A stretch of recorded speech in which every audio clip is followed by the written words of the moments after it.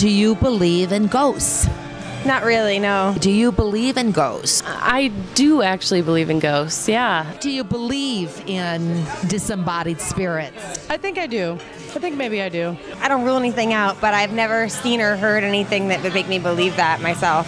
I haven't had many experiences in my recent life, but as a kid growing up, I had quite a few experiences. Yeah, that led me to believe. Have you had any paranormal experiences here at the Fireside? I have not, but I've heard of many. Good evening and welcome to Dinner with Dorann, Food for the Soul. Today we will be discussing hauntings, where they occur, why, and actual case histories related to the phenomena of ghosts. I have the great pleasure of welcoming my esteemed guest, Mr. Howard Heim, who is an expert in this field, who has been conducting paranormal investigations all over the Chicagoland area for many years. Welcome to the show, Howard. Glad to be here. Wonderful. What piqued your interest in paranormal phenomena? Well, the first time I took a ghost tour, a bus tour on Halloween, and I was amazed at all the sites that we visited that I frequent constantly and never knew anything about a haunting being there. I couldn't find anybody with information of the scientific facts of whether or not there's activity, or is it just, legends and stories. Then I started with the scientific investigation to see if these hauntings are actually still happening, whether or not entities are present. Do you use specific type of equipment to detect energies? Well, I started with a turkey baster, but that didn't seem to help. But maybe on Thanksgiving. And these seem to work a lot better. That's electromagnetic field detectors. One's natural, one's for man-made frequencies. And when it behaves erratically and in midair, and I try to get process of elimination, find its source, and it keeps going to zero and only exists in a free-floating space, then I have an entity, disembodied spirit. Any disturbances in the electrical magnetic field, like which would apply to our television sets, could that be? Before cable, if you had a ghost on a TV, you just move the rabbit ears a little more and then it would clear up. I've had fully charged new equipment go dead going into a haunted location. Wow. I've had recorders shut off, and once the occurrence is done, you walk over and it works fine. Aside from using your equipment, are there other, for a novice like myself, that I could physically feel a change where there is perhaps paranormal activity? Some people report smelling a perfume or cologne of somebody who's departed, and you'll find out that was the anniversary of that person's death or something like that, and they probably came to visit. I've had areas where it's very cold, noticeably cold. I bring in thermometers, it shows the same temperature as the rest of the apartment or the building, yet it's noticeably cold, but it says it's not on a thermometer. Going beyond just detecting entities, do you have a theory of your own of why these spirits are hanging around?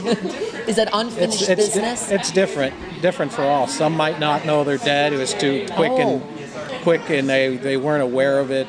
There's time is irrelevant on that side. You wonder why they didn't figure it out already and leave. It's almost like it still just happened to them. It's believed that when you pass, you're the same person. You're no smarter. You didn't become, you're the same person just without your body now.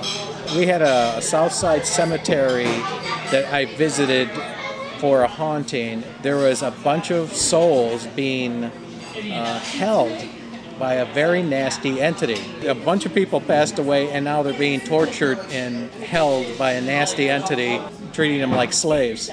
So you can't even rest. Howard, along these lines, I'm sure you can debunk old stories of paranormal where it's just been folklore, more or less. Quite a bit have been debunked throughout the years, yeah. People think they have spirits. I show up and find out, reproduce the light flashes from their cameras, and reproduce the same image on the wall, being just flash bounce or shadow and things of that nature. So there is quite a bit that is debunked. Some of the Chicago's most famous stories I consider a little bit exaggerated, and I can't find any real facts behind the stories. I think we've all heard of Mary by the cemetery. Resurrection Mary. Resurrection Mary. I know that's been going around for many, many years. Yeah. And that is, there's nothing to it. There's no... I can't find a connection.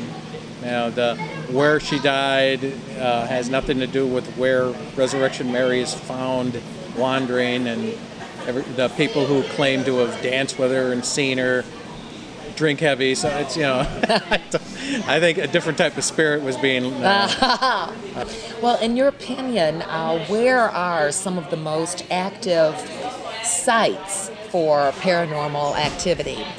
Right next to the old traffic court building on the river. Oh, really? Downtown Chicago?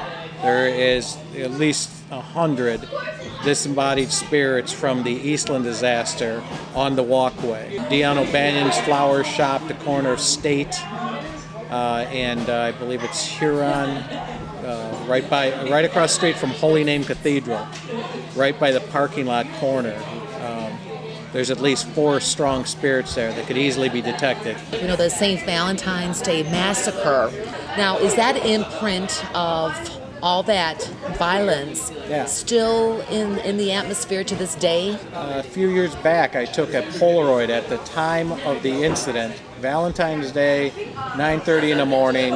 I caught 3 real mild energy pillars at the wall location.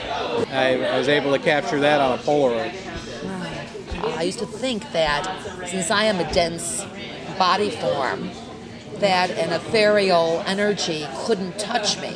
A doctor of psychology called us in to deal with a case of a small child being injured with cigarette butts. The grandmother was schizophrenic with like 7 different personalities. 6 of her 7 personalities were demonic possessions. It is hard to then for psychologists to determine whether someone is suffering from a mental illness as opposed to being possessed. Is that a fair statement? Some of the times you walk down the street, you see somebody talking to themselves or talking to somebody that's not there. They could actually be talking to a spirit that they can hear. They might not be crazy. I understand you were one of the key players a few years ago on television special Sightings. Can you tell us a little bit about that experience? I was called by the studio, Universal Studios, and they flew me out to Atchison, Kansas to check out haunting. I got there and it was interesting stuff. They wanted me to look at his scratches on his stomach. Blood drops started oozing out of an area, and then a brand new scratch started running down his stomach, 5 inches long of a scratch occurring on this man's stomach, and point blank with a camera and the magnifying glass showing there's no one touching him. Now, Howard, were you able to dissipate that energy? They actually moved, and the spirits, I believe, stayed there. They had a shaman came in after this investigation to do a type of healing for things to move on its own. So I believe it's those entities are pretty much gone now. But you're saying actually, Howard, that even from this other dimension, these spirits can leave tangible physical evidence.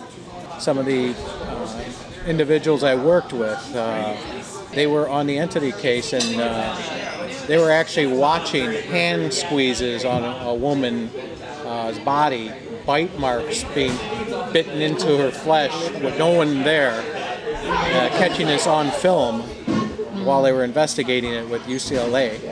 I've been part of an exorcism taking place where I'm just monitoring the equipment and all of a sudden everybody at the table is getting violently attacked. I feel like there's an ice pick sliding through the back of my rib cage and my head's in a vice.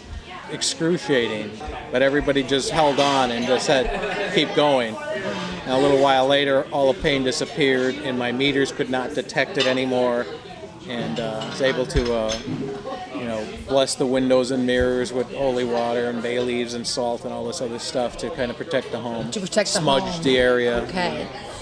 And some of the living can be dangerous. Psychic vampires are highly dangerous. Ah, the evil eye, yeah? The people that know they can draw energy off of people and do it, or send manipulate negative people like energy items to an individual who will touch them, things of that nature. People can be drained. Some people don't. The people that don't know they're an energy vampire, they're annoying, but you could live with it. But the people who know it and focus and try to drain others that way can be quite dangerous. Is there any rituals, like with candles or incense, to protect us, that the ordinary person could keep away any negative energies?